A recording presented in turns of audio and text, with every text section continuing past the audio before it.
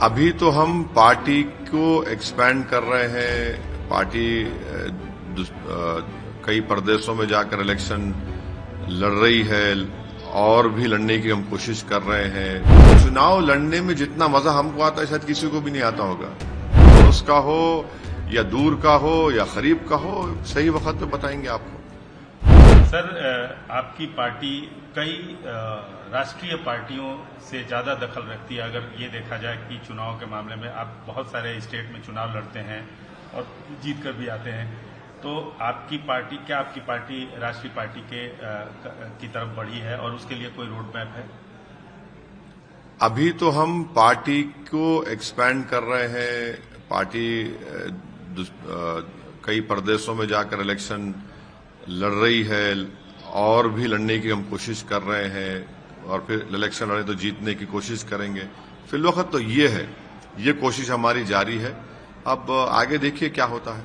आप एक सवाल से लगातार जवाब से बच रहे हैं। मैं फिर से आपसे ना, वो बंगाल का पूछेंगे आप। बंगाल अरे लड़ रहे हैं क्या? अरे आदिल हसन साहब से बात होगी, अख्तर उल ईमान साहब से बात होगी, बिहार अध्यक्ष एमएलए हैं। तौसीफ आलम साहब जो सीनियर 4 मर्तबा का विधायक है, वो उनकी कॉन्स्टिट्यूंसी बंगाल से सटी भी है।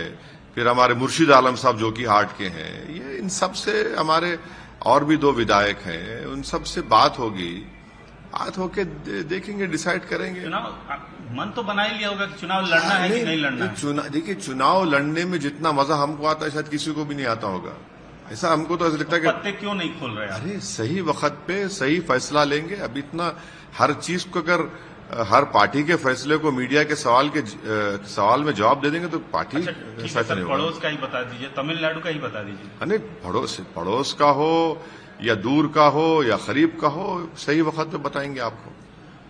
सर, कैबिनेट ने परसों डिसाइड भी किया है, तेलंगाना कैबिनेट ने, कि म्युनिसिपल इलेक्शन जल्द से जल्द कराया जाए। फरवरी तक कराने की बात आ रही है सामने। उससे पहले कुछ चीजें ऐसी हुई हैं जिस पर एमआईएम पे आरोप लग रहा है कि रोहिंग्याज की संख्या यहाँ ज्यादा है। इल्जाम कौन लगा रहा, बोलिए आप। कुछ वकील हैं, कुछ लीगल सेल के बीजेपी ने नाम लीजिए ना पार्टी का। पिटीशन तक फाइल किया है कोर्ट में क्या कि रोहिंग्याज का इशू बहुत बड़ा है और यहाँ पे कोई मौजूद कार्रवाई नहीं हो रही है। नहीं, देखिए, अगर कोई उनके पास प्रूफ है, आप पेश कर दिए, उनका नाम निकलवा दीजिए ना। ये बीजेपी का प्लेबुक है। बिहार में जाकर घुसपैठी बोले, कितना फॉर्म 7 डाले, एक फॉर्म 7 नहीं डाले उन्होंने सीमांचल में, और सीमांचल को आपने बदनाम कर दिया या बदनाम करने की कोशिश की वहां जनता को। अभी भी आप कहने आप लाइए, आप एसआईआर होगा तेलंगाना में, 7 फॉर्म 7 डालिए। कौन रोक रहा है आपको भाई? आप अच्छा, अगर यहां पर है यहां पर, मैं नहीं कह रहा हूं, उनका नाम अगर वोटर लिस्ट में है, आप निकलवाइए। और तीसरा, अगर उनके पास यूएनएचसीआर का कार्ड है तो आपको देख लीजिए, मगर इससे पूरे शहर को क्यों बदनाम कर रहे हैं आप? हमसे जुड़े रहने के लिए हमारे YouTube चैनल को सब्सक्राइब करें और नई वीडियो की नोटिफिकेशन के लिए बेल आइकॉन को दबाएं।